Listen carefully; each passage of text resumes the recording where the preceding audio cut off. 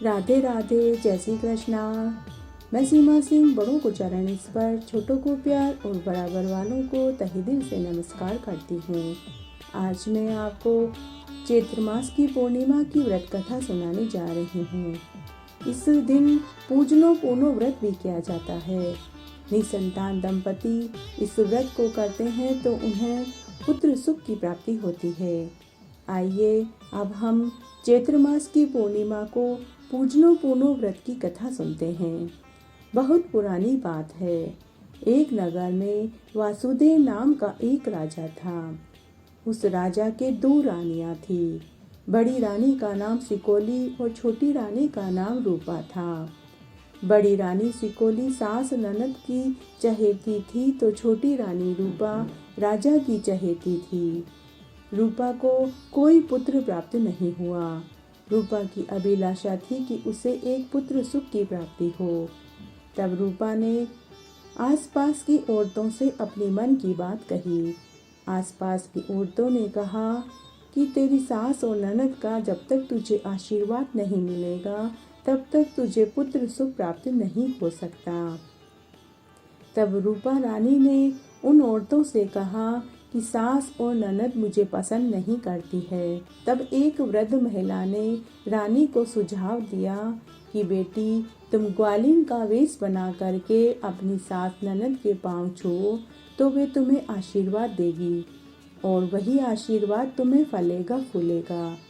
तब रूपा को वह उपाय बहुत पसंद आया।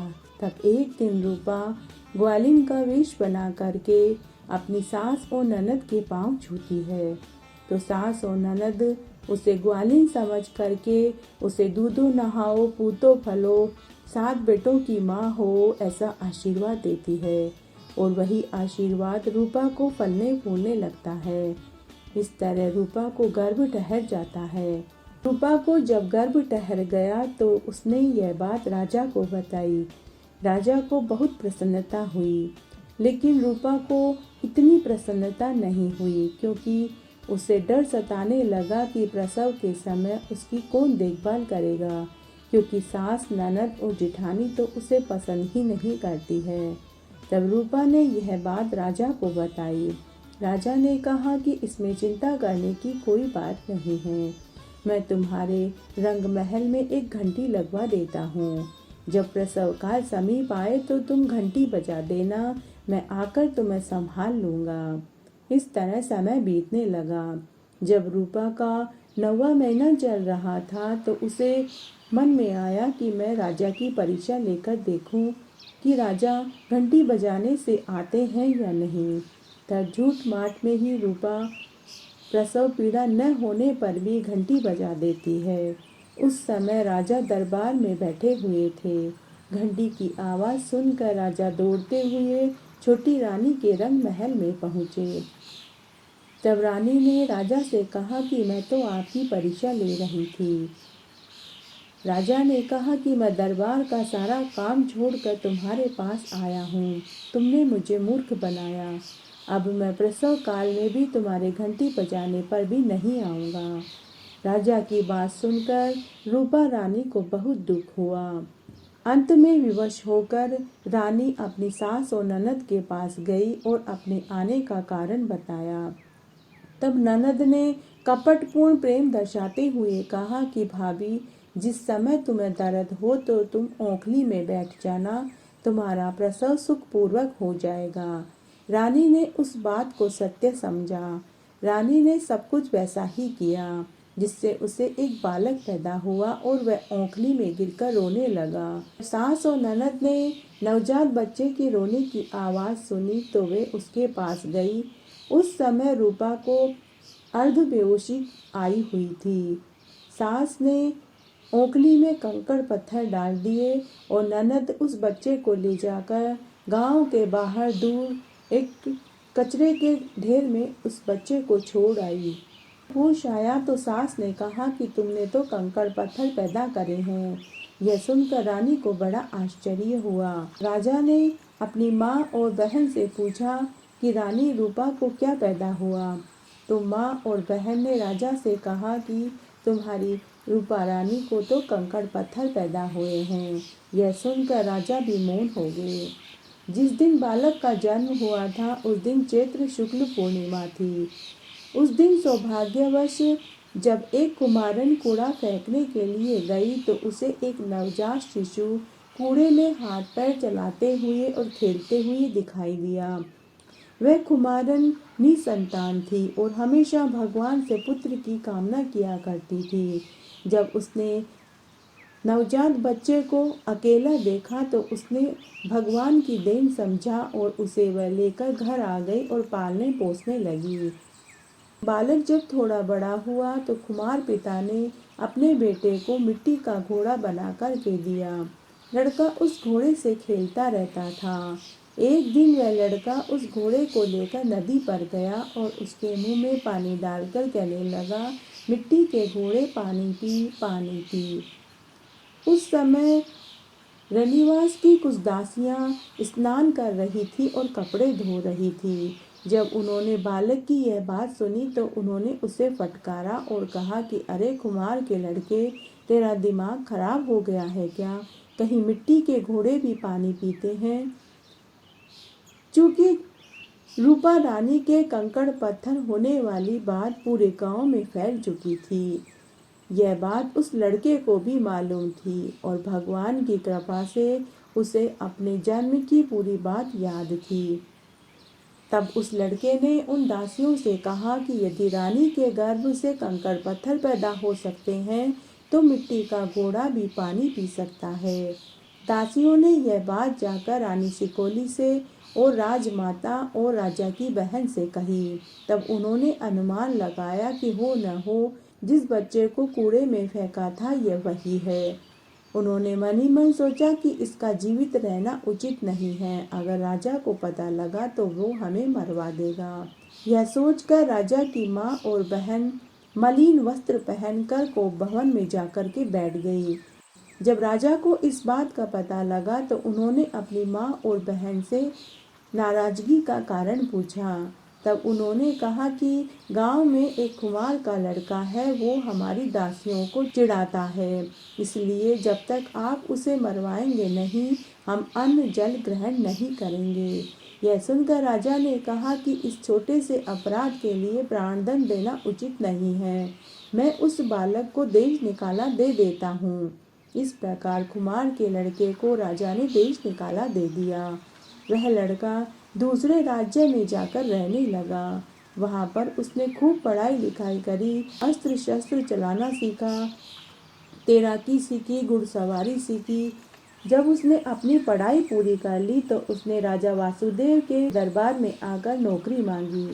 राजा को उस लड़के का पहनावा और बोलचाल बहुत अच्छा लगा तो राजा ने उसे राजपुरोहित की नौकरी दे दी। इस तरह से समय बीतने लगा। एक बार राजा के राज्य में जल वृष्टि नहीं हुई। पूरे राज्य में अकाल पड़ गया। कुएं, तालाब, बावड़ियां सूख गई, खेत खलियान सूख गए। तब राजा ने एक ज्योतिषी से पूछा तो तब उस ज्योतिषी ने कहा कि हे राजा, आप अपनी पत्नी के साथ रथ में बैलों के समान कंधा देकर चलें और चैत्र शुक्ल पूर्णिमा को पैदा हुआ कोई द्विजातीय बालक रथ को हाँके तो जल वृष्टि हो सकती है। ज्योतिषी की बात को मानते हुए राजा और रानी रथ में जुटने को तैयार हो गए। अब द्विजातीय बालक की खोज की गई तो उस बालक ने स्वयं को द्विजातीय घोषित कर दिया। उस बालक ने आकर राजा से कहा कि हे राजा, मैं चैत्र शुक्ल पूर्णिमा को पैदा हुआ हूँ। मेरा जन्म एक छत्राणी से हुआ है किंतु मेरा पालन पोषण एक नीच घर में हुआ है। बालक की बात सुनकर राजा को बड़ी प्रसन्नता हुई। इस बीच उस बालक ने जाकर अपनी माँ रूपा को अपना पूरा परिचय दिया और कहा कि जब रथ में जुटने की बात आए तो आप कह देना कि पहले बड़ी रानी जुटे, उसके बाद मैं जुटूंगी। रानी रूपा ने उसकी बात मान ली। समय आने पर रथ तैयार किया गया। जब रथ में कंधा देने की बात आई तो रानी रूपा ने रथ में जुटने से मना कर दिया और कहा कि पहले कंधा बड़ी रानी दे, तभी मैं कंधा दूंगी। विवश होकर बड़ी रानी सिकोली को भी कंधा देना पड़ा। उसके कंधा देते ही बहुत तेज धूप निकल आई। उस बालक ने पहले से ही मार्ग में कांटे बिखेर दिए थे। अब नीचे से नंगे पाँवों में कांटे चुभते और ऊपर से वह बालक कोड़े बरसाता। रानी सिकोली परेशान और दुखी हो गई और उसे बहुत पीड़ा हुई। किसी प्रकार सीमा तक पहुंचने पर रानी सिकोली की जिंदगी बची। इसके बाद जब छोटी रानी रूपा की बारी आई और उसने कंधा दिया, तभी आसमान में सावनी घटाएं छा गई और बरसात होने लगी। लोग वर्षा को देखकर बहुत प्रसन्न हुए और खुशी के मारे फूले नहीं समाये। सभी प्रजाजन के लोगों ने मान लिया कि यह बालक छोटी रानी का ही है। राजा ने भी उस बालक को हृदय से लगा लिया। सब ओर आनंद का वातावरण था। इसके बाद वह बालक रनिवास में गया और अपनी दादी, बुआ और सौतेली माता सिकोली से जाकर प्रश्न किया कि हम आए क्या आपके मन में भाए। उन सबका एक ही उत्तर था, बेटा, नाती पोते किसे बुरे लगते हैं, भतीजे किसे बुरे लगते हैं, आए सो आए, जेठी के हो या लहूरी के हो तो लड़के ही। इस उत्तर को सुनकर बालक राजकुमार ने किसी को दहलीज बनाने का, किसी को मिट्टी के बर्तन बनाने का, तो बड़ी रानी सिकोली को गुपची बनाने का शाप दिया। अंत में उसने अपनी माता से प्रश्न किया कि हे माता, हम आए, बताओ तुम्हारे मन को भाए या नहीं। माता ने उत्तर दिया कि बेटा आए, मैंने न पाला न पोसा न खिलाया न पिलाया, मैं क्या जानूं कैसे आए। यह सुनते ही बालक नवजात शिशु बनकर बाल सुलभ चेष्टा में रोने लगा। तभी रानी के स्तनों से दूध की धार बह निकली और वह बालक दूध पीने लगा। यह समाचार पूरी प्रजा में फैल गया। जब राजा को पता लगा तो उसकी खुशी का ठिकाना नहीं रहा। सब बातों का पता चल जाने पर राजा ने निर्धनों को खूब दान दिया और खूब बधाइयाँ गाई गई और तोप छोड़ी गई। जब राजा ने इसकी सच्चाई जानी, तब एक दासी ने राजा को पूरी सच्चाई बताई कि रूपा रानी को तो पुत्र ही पैदा हुआ था, परंतु आपकी माँ, बहन और बड़ी रानी ने उसे कचरे के ढेर में जाकर रख दिया और उसे एक कुमारी ने पाला। राजा को यह बात पता चली तो राजा अपनी माँ, बहन और बड़ी रानी को दंड देने लगा, तो छोटी रानी रूपा ने उन्हें रोक दिया। छोटी रानी की सास और ननद और बड़ी रानी का भी हृदय परिवर्तन हो चुका था और उन्होंने छोटी रानी को गले से लगा लिया और वे सब मिलजुल कर रहने लगे। उसी दिन से यह पूजनो पुनो व्रत स्त्रियों द्वारा किया जाने लगा। निसंतान दंपति अगर चैत्र मास की पूर्णिमा का व्रत करते हैं तो उन्हें पुत्र रत्न की प्राप्ति होती है। घटती हो तो पूरी हो तो परवान चढ़े, भूले बिसरे नाम तेरे भंडार में भरे। इस तरह आज मैंने आपको चैत्र मास की पूर्णिमा और पूजनो पूनो व्रत कथा सुनाई। मेरे साथ बने रहने के लिए आपका धन्यवाद। आगे की कथा कहानी के लिए भी आप इसी तरह मेरे साथ बने रहें। धन्यवाद।